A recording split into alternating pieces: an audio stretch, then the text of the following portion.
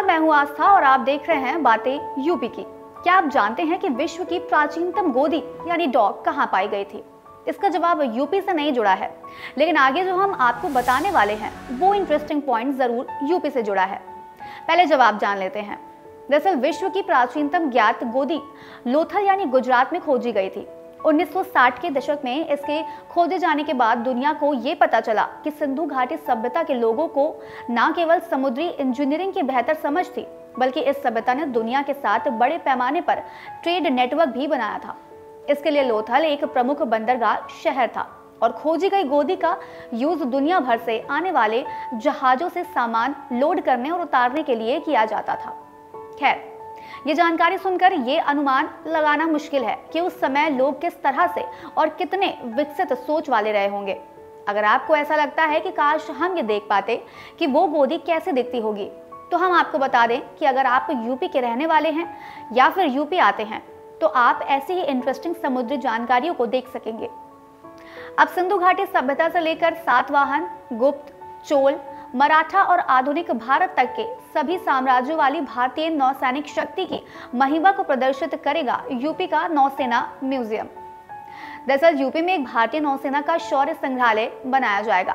ये म्यूजियम लखनऊ में शहीद पथ के पास स्थित होगा। इसके लिए पुलिस मुख्यालय के पास करीब 8 एकड़ जमीन को चिन्हित किया गया है। ये जमीन गोमती नदी के भी करीब है।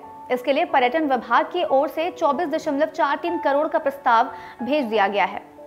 मंजूरी मिलने पर सितंबर में ही आधारशिला रखी जा सकती है। पर्यटन विभाग की समुद्री संग्रहालय की पहल पर लगभग 25 करोड़ रुपए की लागत आएगी। संग्रहालय के लिए नौसेना की प्रगति को दर्शाने वाली प्रदर्शनियों के निर्माण सहित विस्तृत योजना और डिजाइन पर काम चल रहा है।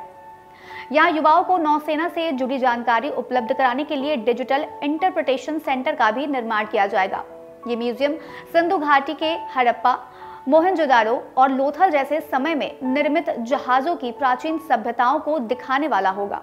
इसके अलावा सातवाहन, गुप्त, चोल, मराठा और आधुनिक भारत तक के सभी साम्राज्यों वाली भारतीय नौसैनिक शक्ति का भी प्रदर्शन किया जाएगा। जानकारों की माने तो ये देश का अद्वितीय संग्रहालय होगा, जिसके निर्माण से नौसेना के विकास और भारतीय इतिहास की जानकारी तो हासिल होगी ही, साथ ही इस म्यूजियम के बनने से पर्यटकों को घूमने और जानने का एक नया मौका मिलेगा। इसके अलावा युवाओं को नौसेना में करियर बनाने की भी प्रेरणा मिलेगी। इस म्यूजियम में प्रदर्शनी के सेवा मुक्त युद्धपोत, INS गोमती की मिसाइलें, टॉरपीडो, तोप और अन्य उपकरण लगाए जाएंगे। इसके अलावा नौसेना के सी किंग हेलीकॉप्टर और सी हैरियर विमान भी प्रदर्शित किए जाएंगे। लगे हाथ आपको बता दें कि INS गोमती भारतीय नौसेना के बेड़े में 34 साल तक शामिल रही, जिसे अब उत्तर प्रदेश को सौंप दिया गया है, जो फिलहाल मुंबई में ही है। उत्तर प्रदेश पर्यटन विभाग और भारतीय नौसेना के बीच हुए समझौते के मुताबिक शौर्य संग्रहालय का निर्माण शुरू होने के साथ ही मिसाइलें और अन्य उपकरण लखनऊ लाए जाएंगे। अब चूंकि सितंबर में काम शुरू होने की पूरी संभावना है, इसलिए अक्टूबर में सभी उपकरण मंगाए जाएंगे। चलते चलते आपके लिए एक सवाल छोड़ जाते हैं, जिसका जवाब आप हमें कमेंट बॉक्स में जरूर दीजिएगा। लोथल की खोज किस पुरातत्वविद की अध्यक्षता में की गई थी? आज कार्यक्रम में फिलहाल इतना ही। हम फिर मिलेंगे कुछ नई जानकारी के साथ।